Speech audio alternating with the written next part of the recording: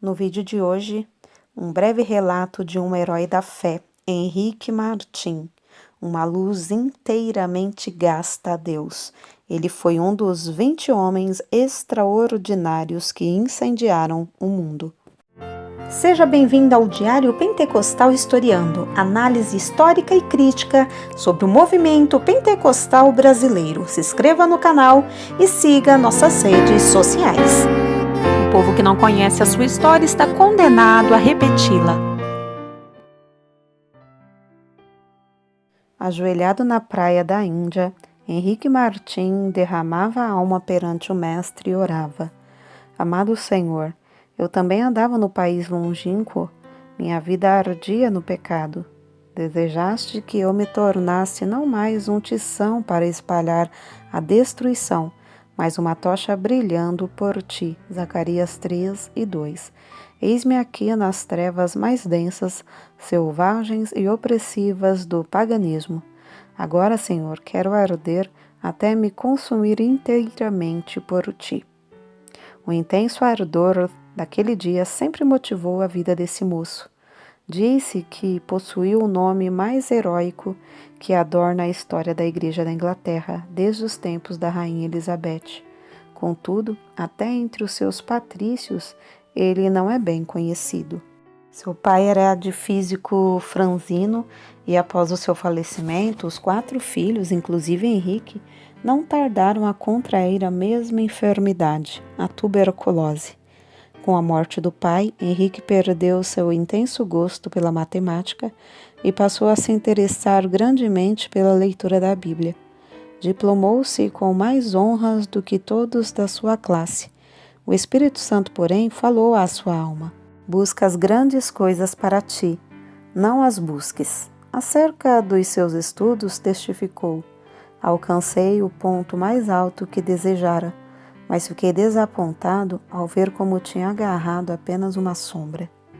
Tinha por costume levantar-se cedo de madrugada e andar sozinho pelos campos para desfrutar de comunhão íntima com Deus.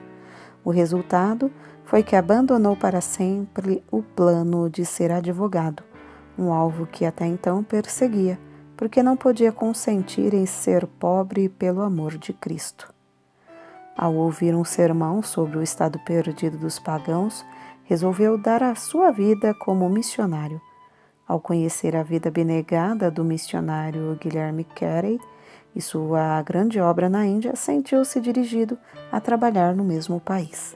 O desejo de levar a mensagem de salvação aos povos que não conheciam a Cristo tornou-se como um fogo inextinguível na sua alma pela leitura da biografia de Davi Brainerd, que morrera quando ainda muito jovem. Esse missionário partiu para a glória com a idade de 29 anos, depois de dedicar sua vida inteiramente ao serviço de evangelização dos silvícolas da América do Norte.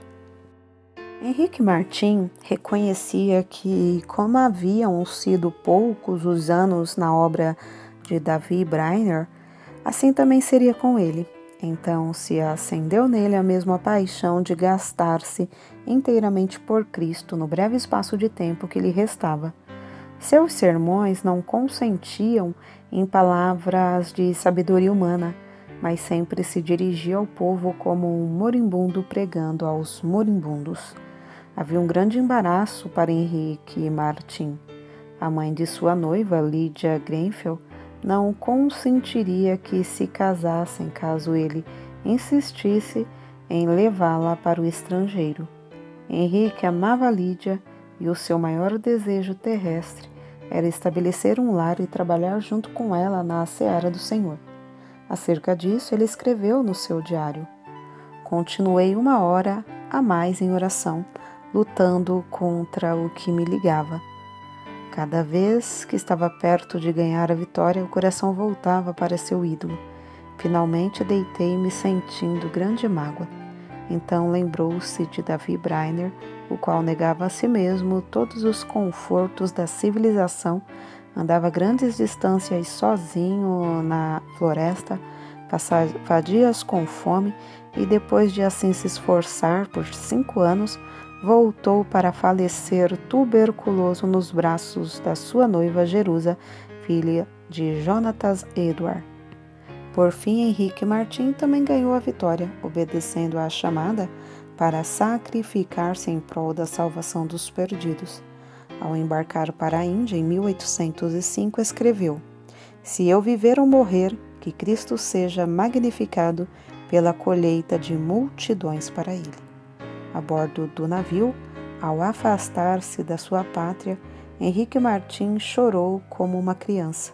Contudo, nada podia desviá-lo da sua firme resolução de seguir a direção divina. Ele era um tição arrebatado do fogo e repentinamente dizia: "Que eu seja uma chama de fogo no serviço divino." Depois de 9 longos meses a bordo, e quando já se achava perto do seu destino, passou um dia inteiro em jejum e oração. Sentia quão grande era o sacrifício da cruz e como era igualmente grande a sua responsabilidade para com os perdidos na idolatria da Índia. Continuava a repetir: "Tenho posto vigias sobre os teus muros, ó Jerusalém. Eles não se calarão jamais em todo o dia nem em toda a noite.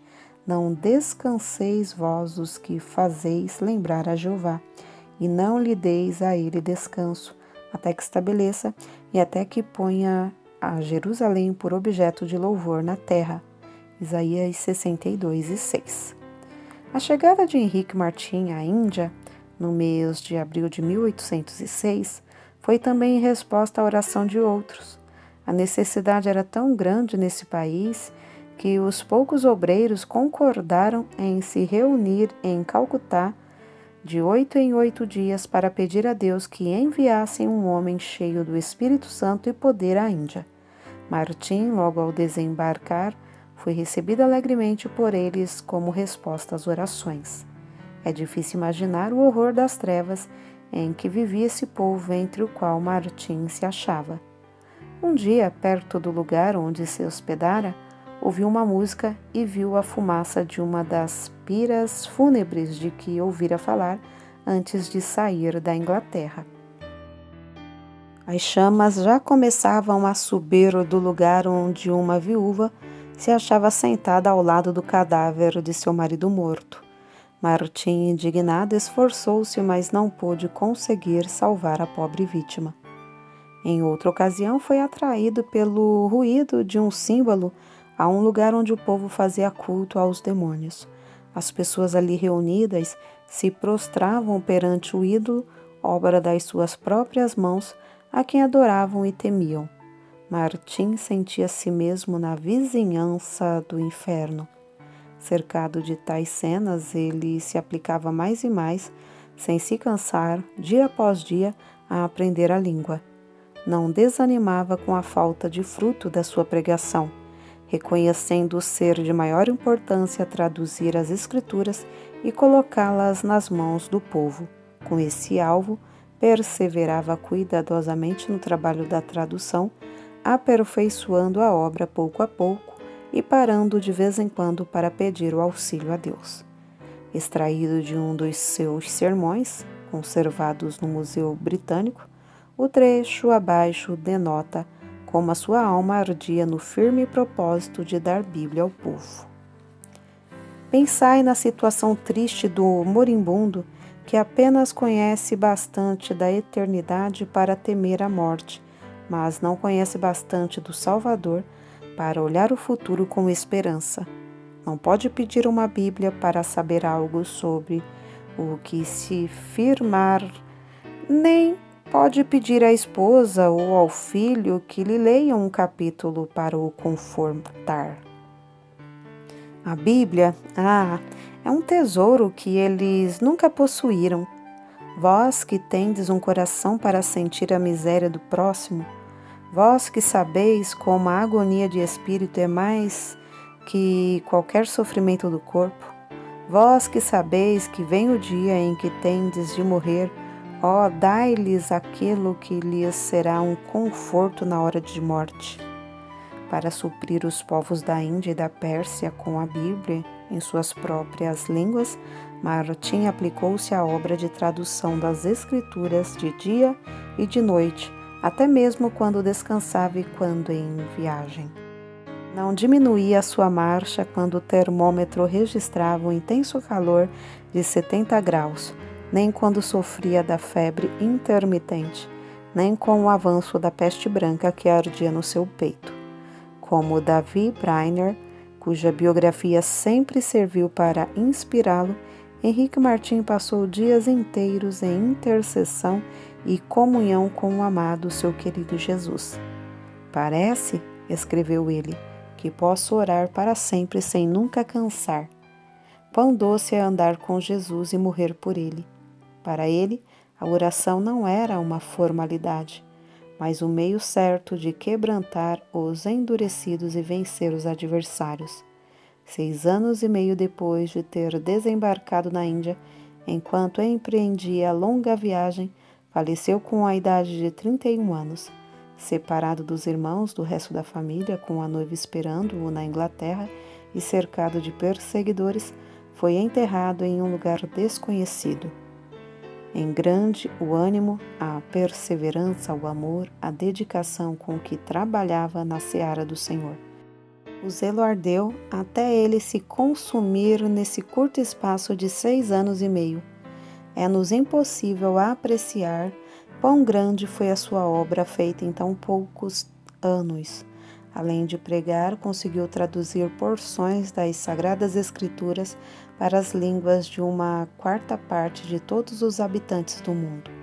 O Novo Testamento em hindu, hindustão e persa e os evangelhos em judaico-persa são apenas uma parte das suas obras. 4 anos depois da sua morte, nasceu Fidelia Fiske, no sossego da Inglaterra. Quando ainda aluna na escola, leu a biografia de Henrique Martin. Andou 45 quilômetros de noite sob violenta tempestade de neve para pedir à sua mãe que a deixasse ir pregar o evangelho às mulheres persas. Ao chegar à Pérsia, reuniu muitas mulheres e lhes contou sobre o amor de Jesus, até que o avivamento em Oromiá tornou-se outro Pentecostes. Se Henrique Martin, que entregou tudo para o serviço do Rei dos Reis, pudesse visitar a Índia e a Pérsia hoje, que grande obra encontraria, obra feita por tão grande número de fiéis filhos de Deus, nos quais ardeu o mesmo fogo pela simples leitura da biografia desse pioneiro.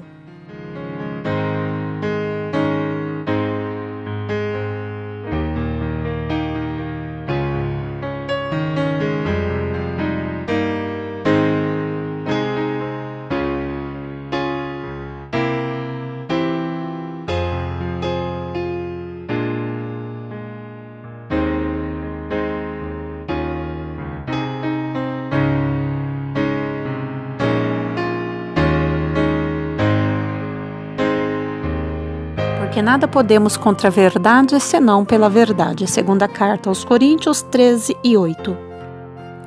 Se você gostou do conteúdo deste vídeo, se inscreva no canal, deixe o seu joinha, compartilhe e ative o sininho para receber do YouTube as notificações dos novos vídeos.